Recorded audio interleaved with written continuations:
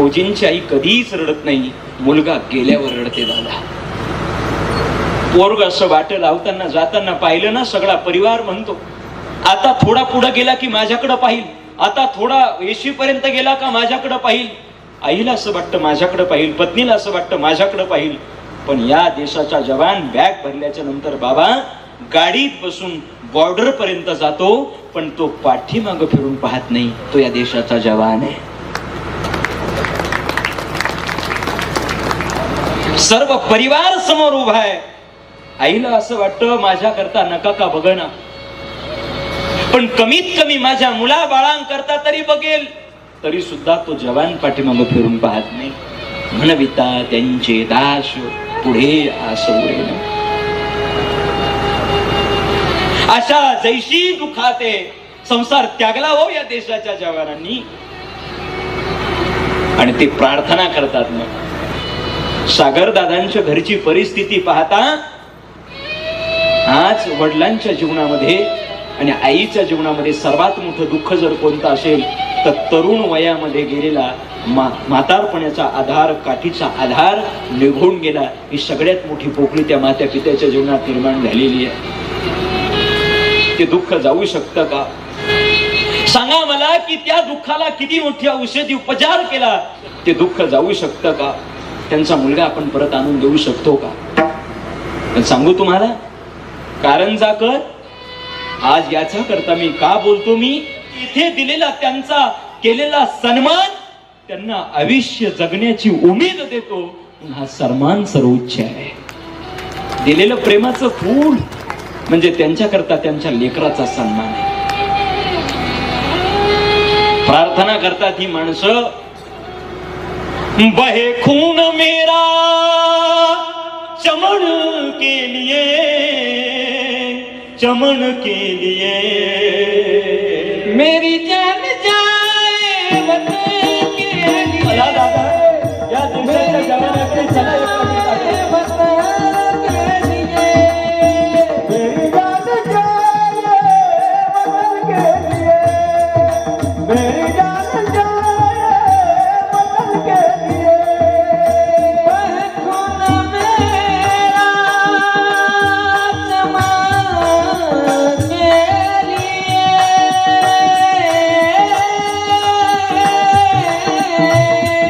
एक प्रार्थना असते दादा.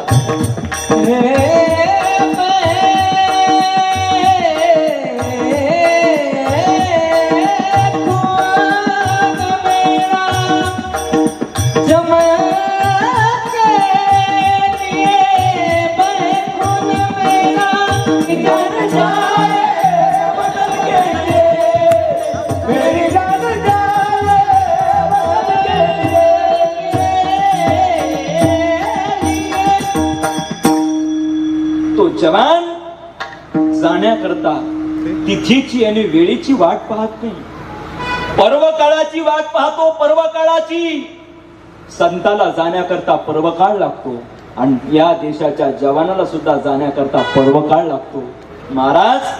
आणि तो पर्वकाळ तो कोणता निवडतो सांगू? तो म्हणतो या देशातली या पंचांगातली तिथी विथी माझ्याकरता महत्वाची नाही. मी कोण्या वेळेला देशासाठी प्राण दिला पाहिजे हे त्याच्याकरता महत्वाचं नाही. मग त्याच्याकरता महत्वाचा त्या दिवशीचा पंचांग आहे, त्या दिवशीचा दिनांक आहे, त्यावेळीची वेळ आहे, त्यावेळीचा मिनिट आहे, ज्या वेळेला क्रमण होणार आहे.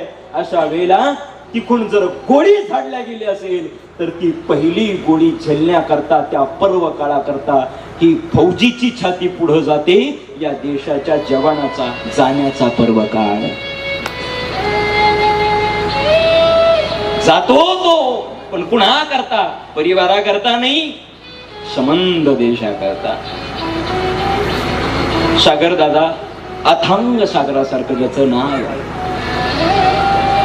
काही घटना घडली मला तुम्हाला सांगायची गरज नाही. गावामध्ये बातमी कळाली, सगळे लोक तयारीला लागले. एका बाजूला अभिमान आणि एका बाजूला दुःख. मायबाप 80 वर्षाचा म्हातारा सुद्धा त्या दिवशी म्हणत असेल, पांडुरंगा अरे मला मरण आलं असतं तर चाललं असतं, पण त्या तन्या बाणपुराला मरण येऊ द्यायचं नव्हतं रे देवा.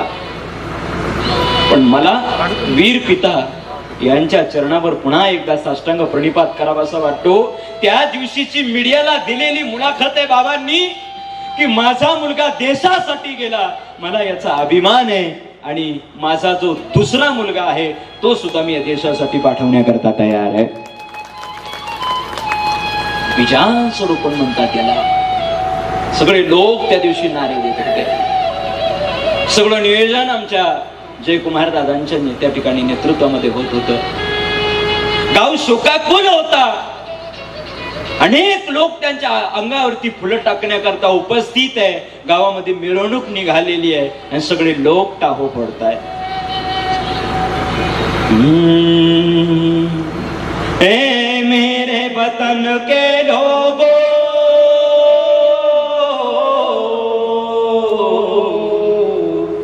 तुम खूब लगाओ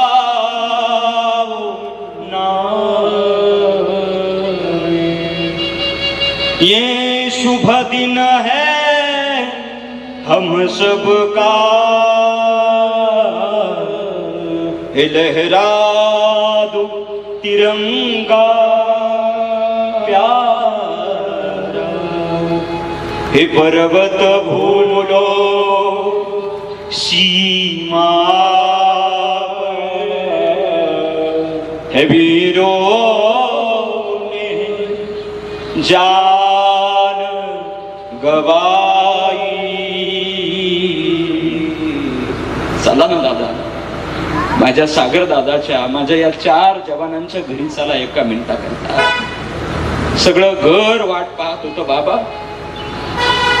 आईचे अश्रू संपलेले आहे, येण्याची वाट पाहिली जाते. सगळे लोक एका देहाला पाहण्याकरता वाट पाहतात. किती ती आतुरता होती. सागरासारखा जनसमुदाय, कारंजामध्ये भव्य दिव्य स्वरूपाची रॅली. अरे एखादा साधू महात्म्याचे जसं त्या ठिकाणी आगमन व्हावं तसं आगमन माझ्या दादाचं गावात झालं. सगळे लोक ए मेरे वतन के लोगों,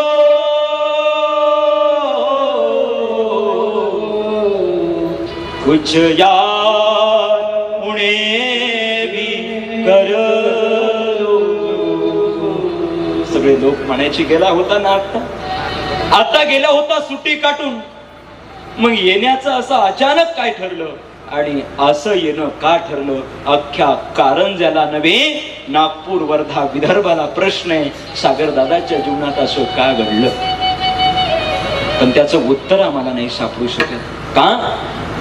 कारण त्यांचा जीवनाचा सेवेचा काळ संपला आणि तो सेवेचा पूर्ण काळ माझ्या दादाने या देशाला दिला. अरे हृदय दिलं रे, हृदय दिलं. या 4 जवानांनी, माझ्या सागर दादाने हृदय दिलं, माझ्या सुंदरलाल दादाने हृदय दिलं, अरे माझ्या मनोज दादाने हृदय दिलं, रोशन दादाने हृदय दिलं. अरे फौजीचं शरीर मरत रे, नाव मरत नाही, नाव मरत नाही. मग चंद्र सूर्य आहे तोपर्यंत या माझ्या 4 जवानांचं नाव अजरामर आहे, अजरामर आहे, याच्यात काही शंका नाही, नवत नाही. म्हणून माझ्या देशाच्या जवानाला मी या ठिकाणी या व्यासपीठावरून पुन्हा दंडवत करतो. लांबलेल्या वाणीला पुनर्विराम देतो. संताची, देशाची, देवदेश धर्माची सेवा तुमच्याकडून घडो हीच प्रार्थना आजच्या कीर्तनात करतो. पुन्हा कधी येण्याचा योग आला तर निश्चित आपण त्या ठिकाणी मोठ्या उत्साहाने पुन्हा एकदा असा कार्यक्रम घ्या. असाच हा कार्यक्रम अविरतपणे निरंतरपणे चालू ठेवा, याच त्या ठिकाणी आपल्याला प्रार्थना असेल. आणि हा अभिनव उपक्रम आपण करत आहात, या उपक्रमाला पुन्हा एकदा मनापासून धन्यवाद.